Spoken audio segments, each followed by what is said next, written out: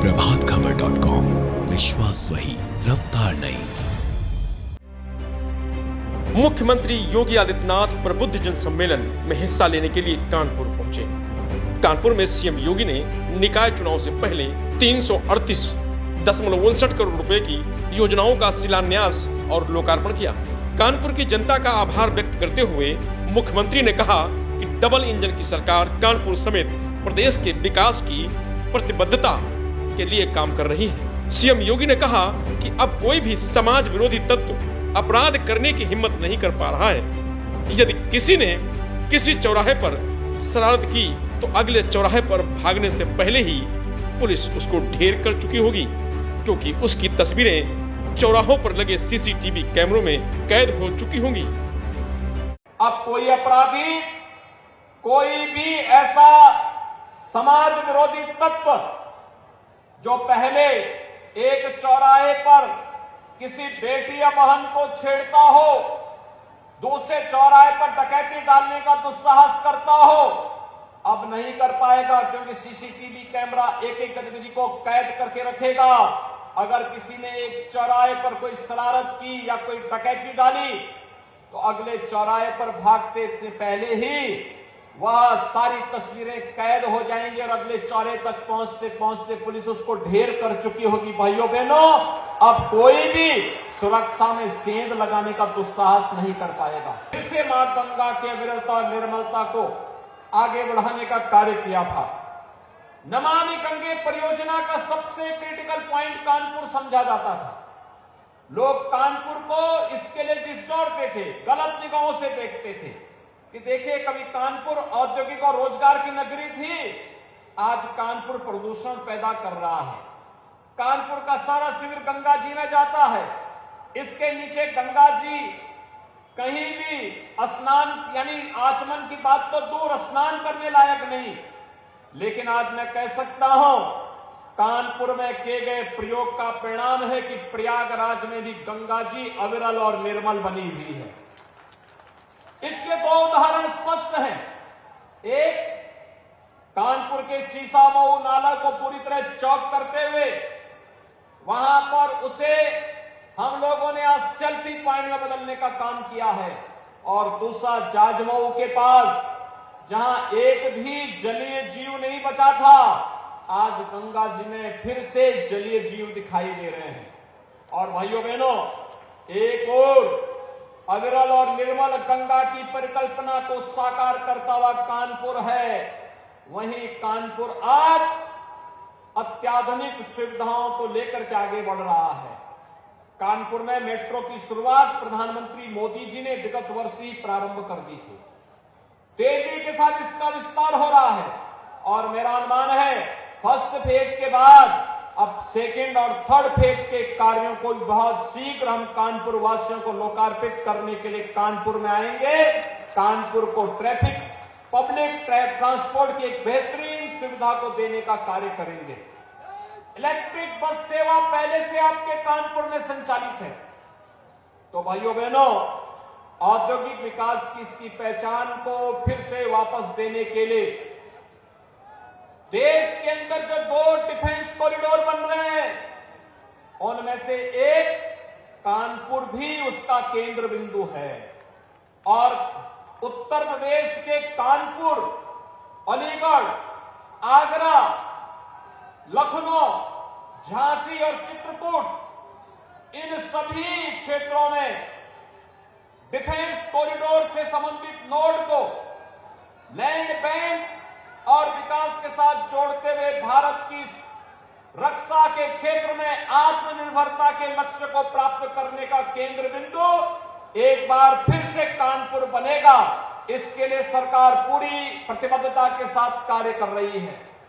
भाइयों बहनों, इसकी औद्योगिक पहचान दिलाने के साथ ही अभी आपने देखा होगा 5 दिसंबर को उत्तर प्रदेश शासन का बजट सप्लीमेंट्री बजट आया था और सप्लीमेंट्री बजट में आपने देखा होगा कि 8,000 करोड़ रुपए का हम लोगों ने व्यवस्था की है, जो लैंड बैंक बनाने के लिए कानपुर और झांसी के बीच में पर्याप्त मात्रा में लैंड बैंक तय करने के लिए हम लोगों ने व्यवस्था की है।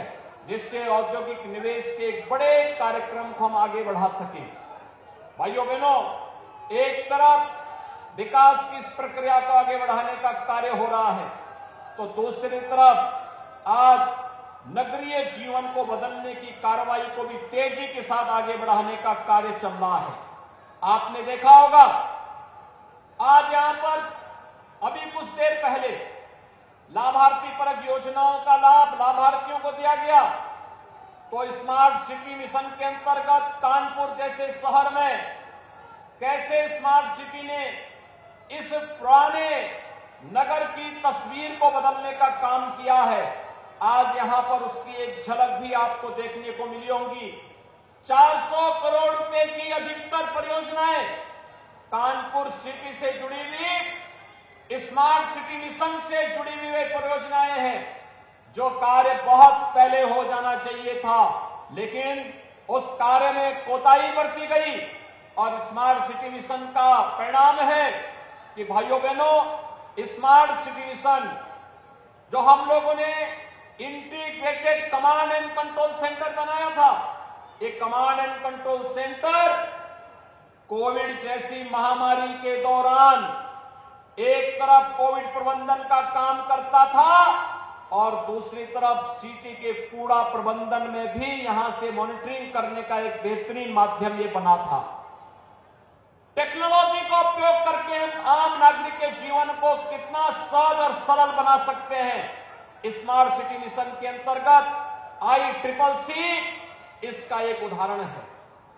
इंटीग्रेटेड ट्रैफिक मैनेजमेंट सिस्टम को इसके साथ जोड़ना और ICCC के साथ ही हमारे शहर सुरक्षित हो, इसके लिए सेफ सिटी की योजना को इसी के साथ इंटीग्रेट कर देना, यह प्रदेश के अंदर, देश के अंदर एक नए मॉडल के रूप में 18 ऐसी सिटी एक साथ ICCC के साथ इंटीग्रेट करते हुए सेफ सिटी के रूप में बन रहे हैं।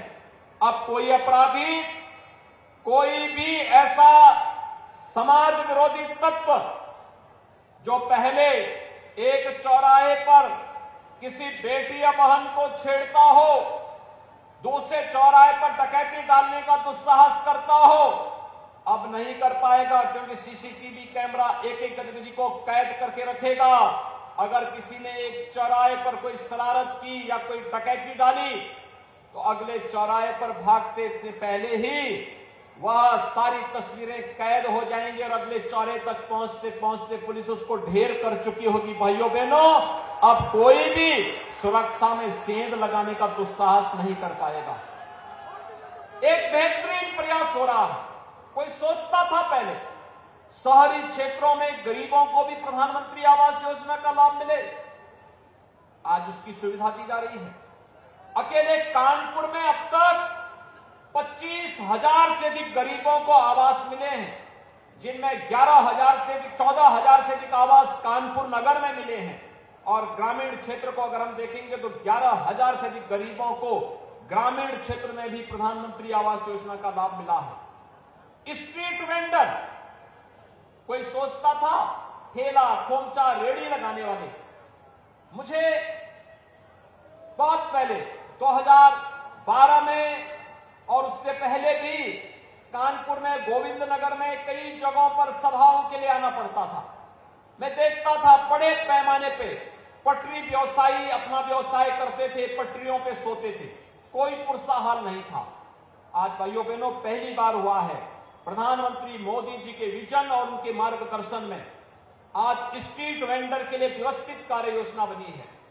ब्याज फ्री लोन उन्हें उपलब्ध कराया जा रहा है और अकेले कानपुर के अंदर 78,000 से अधिक ऐसे लोगों को इस सुविधा का लाभ प्राप्त हुआ है, जिन्हें ब्याज फ्री लोन के साथ जोड़ करके जिनके जीवन को हम परिवर्तन के माध्यम से आगे बढ़ा सकते हैं, उन्हें स्वावलंबन की ओर अग्रसर कर सकते हैं। अन्यथा कोरोना महामारी ऐसी महामारी आई थी जो न केवल अर्थव्यवस्था के लिए बल्कि प्रत्येक नागरिक के जीवन पर भारी पड़ती हुई दिखाई दे रही थी।